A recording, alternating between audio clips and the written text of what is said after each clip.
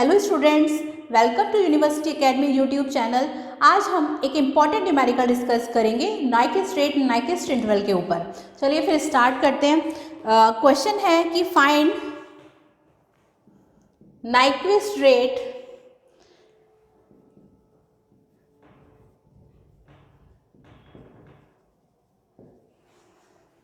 And Nyquist interval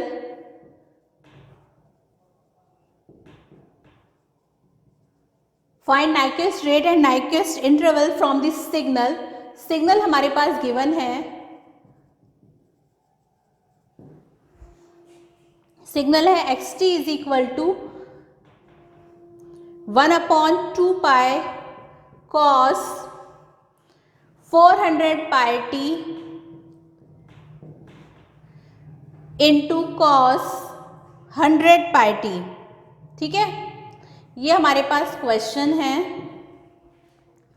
इसमें हमें find करना है नाइक्विस्ट रेट और नाइक्विस्ट इंटरवल, और इक्वेशन हमारे पास गिवन है x t is equal to 1/2 pi cos 400 pi t into cos pi t. चलिए फिर इसका सॉल्यूशन देखते हैं। सॉल्यूशन में सबसे पहले इक्वेशन लिख लेते हैं, जो कि है x t is equal to 1/2 pi cos 400 pi t into cos 100 pi t. अब यहाँ पर हम एक फॉर्मूला यूज़ करेंगे, trigonometric formula. So we can say that, क्योंकि ये cos a into cos b है, तो हम वो फॉर्मूला यूज़ कर रहे हैं। We can say that by using twice cos a into cos b, और ये फॉर्मूला क्या होता है, cos A plus B plus cos A minus B, cos A plus B plus cos A minus B. ठीक है, तो इसी फॉर्मूले का यूज़ करके हम इसको सॉल्व करेंगे। सो यहाँ से हमारे पास एक्स टी आ जाएगा, क्योंकि इस इक्वेशन में यहाँ पर ऊपर 2 नहीं है बट फॉर्मूले में 2 है, तो हम यहाँ ऊपर 2 से मल्टीप्लाई 2 से डिवाइड कर देंगे, तो हमारे पास फॉर्मूला बनेगा। नीचे जब 2 से डिवाइड करेंगे तो 1/2 इंटू 2 पाई, ये हो जाएगा 1/4 पाई। सो वी कैन राइट 1/4 पाई। अब यहाँ पर हम इस फॉर्मूले में लिख सकते हैं 1/4 pi cos A plus B. ए है 400 ये, और बी है 100 ये। ठीक है, तो 400 पाई प्लस 100 पाई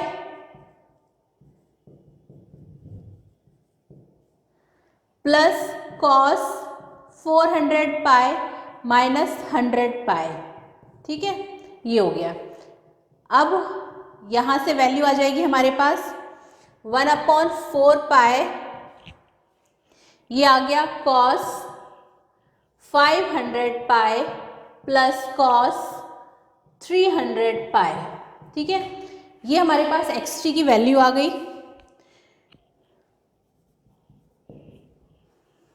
ये यहाँ पे 400 की जगह 4000 है क्वेश्चन में, और यहाँ पे भी 100 की जगह 1000 है। सो ये हो गया, आप इसे चेंज कर लेना 4000 और 1000,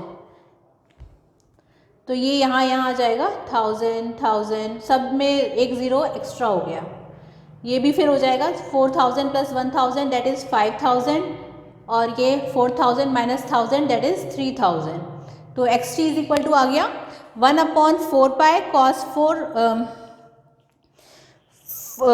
5000 पाई प्लस कॉस 3000 पाई। ठीक है, इसको हमने नाम दिया इक्वेशन नंबर 1। अब इस इक्वेशन को हम कह सकते हैं कि यहाँ पे हमारे पास 2 फ्रीक्वेंसी आई हैं, ω1 और ω2, तो हम इसे स्टैंडर्ड इक्वेशन से कंपेयर करा लेते हैं। So we can say that 2 new frequency present in signal ω1 and ω2. Now equation for the signal, अब जो इक्वेशन है वो हम लिख देते हैं, वो क्या होगी, now equation for the signal x t is equal to 1/4 pi cos ω1 t plus cos omega 2t। ठीक है, अब इसको हमने नाम दिया इक्वेशन नंबर 2। ये ऊपर वाला पार्ट मैं रफ कर देती हूँ। इसमें और एक बार देख लेते हैं। यहाँ पे हमारे पास क्वेश्चन था x3 is equal to 1/2 cos 4000 pi t plus into cos 1000 pi t. ये हमारे पास a था, ये हमारे पास b था। यहाँ पे हमने फॉर्मूला लगा दिया by using trigonometric formula, that is 2 cos a into cos b. Formula होता है cos a plus b plus cos a minus b। तो ये हमारे पास 4000 प्लस 1000 5000 हो गया। यहाँ पे 4000 माइनस 1000 3000 हो गया। तो ये हमारे पास फर्स्ट इक्वेशन आ गई। हमें दो नई फ्रीक्वेंसी मिली, ओमेगा 1 ये एंड ओमेगा 2 ये। तो यहाँ से हमने स्टैंडर्ड इक्वेशन लिख ली, दैट इज सेकंड। इन दोनों को अब हम कंपेयर करा देंगे। ऊपर वाला पार्ट मैं रफ कर देती हूँ।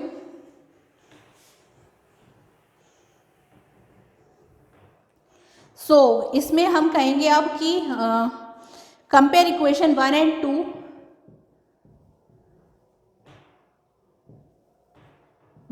Equation 1 and equation 2। So we will get, हमें क्या मिलेगा कंपेयर करने के बाद? यहाँ से ओमेगा 1 मिल जाएगा 5000 पाई और यहाँ से ओमेगा 2 मिल जाएगा 3000 pi. So we can write omega 1 t is equal to 5000 pi t और omega 2 is equal to omega 2 t is equal to 3000 pi t. ये ठीक है। अब यहाँ से ओमेगा 1 आ गया हमारे पास 5000 पाई और यहाँ से ओमेगा 2 आ गया 3000 पाई।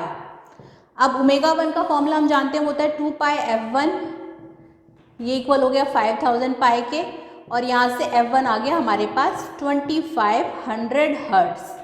इसी तरीके से यहाँ पर हम ओमेगा 2 को लिख सकते हैं 2 पाई f2 जो कि 3000 पाई के इक्वल है और यहाँ से f2 आ गया इक्वल 1500 हर्ट्स।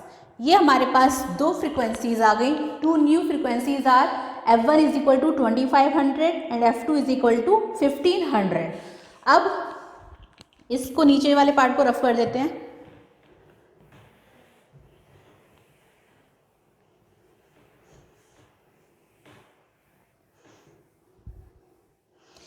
अब we can say that maximum frequency present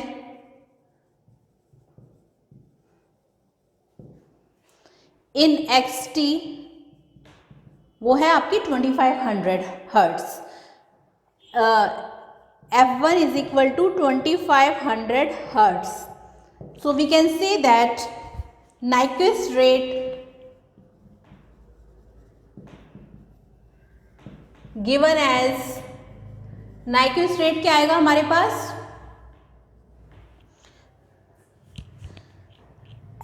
fs is equal to twice fm। ठीक है, और fm हमारे पास है f1 that is 2500 hertz. So we can say that fm is equal to f1 जो कि है 2500 हर्ट्स। इसे मैं यहाँ लिख देती हूँ आगे। तो नाइक्विस्ट रेट आ गया fs is equal to 2f1। ठीक है, तो fs हो गया हमारा 2 और f1 कितना है 2500 हर्ट्स है। तो ये हो गया fs is equal to 5000 hertz. ये हमारे पास नाइक्विस्ट रेट आ गया जो कि हमें फाइंड करना था और इसको हम लिख सकते हैं 5 kilo hertz. So we can say that fs is equal to 5 kilo hertz, क्योंकि 1 किलो में कितना होता है 1000। तो नाइक्विस्ट रेट आ गया हमारे पास fs is equal to 5 kilo hertz. ठीक है, ये आ गया। अब हमें फाइंड करना है नाइक्विस्ट इंटरवल, तो इसे रफ कर देते हैं। अगर नाइक्विस्ट रेट आ जाएगा तो नाइक्विस्ट इंटरवल तो आपको पता ही है 1//fs कर देंगे तो वो आपका आ जाएगा Nyquist interval. So we can say that fs हमारा आया था 5 किलो हर्ट्स। ठीक है, अब नाइक्विस्ट इंटरवल हम फाइंड कर रहे हैं। सो नाइक्विस्ट इंटरवल का फॉर्मूला होता है, पहले तो नाइक्विस्ट इंटरवल को ts से डिनोट करते हैं। तो ts हमारा होता है 1/, ट्वाइस FM, ठीक है। तो यहाँ से हमारे पास TS is equal to 1 divided by 2 into FM कितना था, मैक्सिमम फ्रिक्वेंसी जो था वो था 2500, तो ये आ गया 2500, यहाँ से ये आ गया 1/5000, ठीक है। अब इसको हम लिख सकते हैं 0.2 इंटू 10⁻³ क्योंकि 1000 नीचे है, ये ऊपर चला जाएगा, और 1 डिवाइडेड बाय 5 0.2 होता है, ये ऊपर जाके हो जाएगा 10⁻³। So we can say that, और ये 0.2 इंटू 10⁻³ सेकेंड में आ रहा है क्योंकि हम टाइम पीरियड निकाल रहे हैं, टाइम पीरियड सिग्नल का। तो TS हमारे पास आ जाएगा 0.2 मिलीसेकेंड। तो ये आ गया हमारे पास नाइक्विस्ट इंटरवल,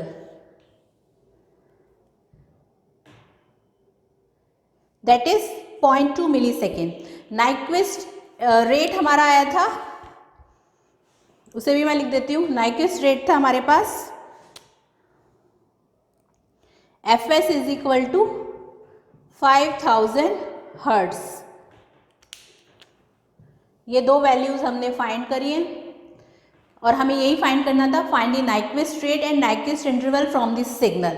तो नाइक्विस्ट रेट आ गया हमारा 5000 हर्ट्ज और नाइक्विस्ट इंटरवल आ गया हमारा 0.2 millisecond. So this is the Nyquist rate and this is the Nyquist interval.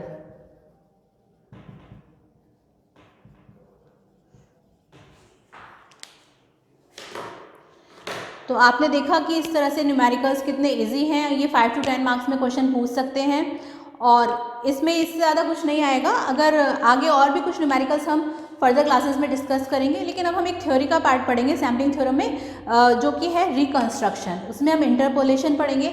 इस यूनिट में अब एक थोड़ा सा थ्योरेटिकल पार्ट और रह गया है जिसमें हम रिकंस्ट्रक्शन, इंटरपोलेशन और एलाइजिंग इफेक्ट्स को डिस्कस करेंगे।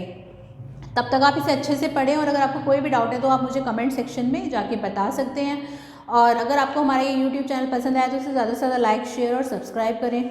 और इसके जो हैंड रिटन नोट्स हैं वो आप डिस्क्रिप्शन बॉक्स से डाउनलोड कर सकते हैं।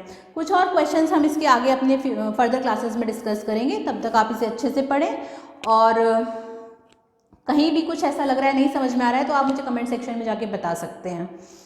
Thank you.